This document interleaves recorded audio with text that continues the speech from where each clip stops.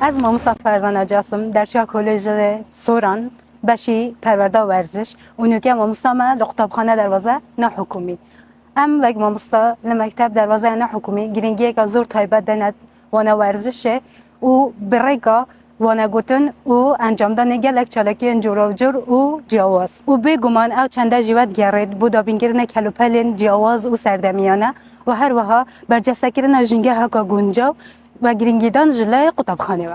جبر کو قطابخانه بابت ورزش و کمی بابت اندین گریگ دیتیه ماشیه رو لکا گرینگ د سرانج را کشانه پرورده ورزشی قطابیان بگیرن که بوا جه زیرک بون و چالک بون قطابیان دو ماهی که تشت مدوید بجم اوکو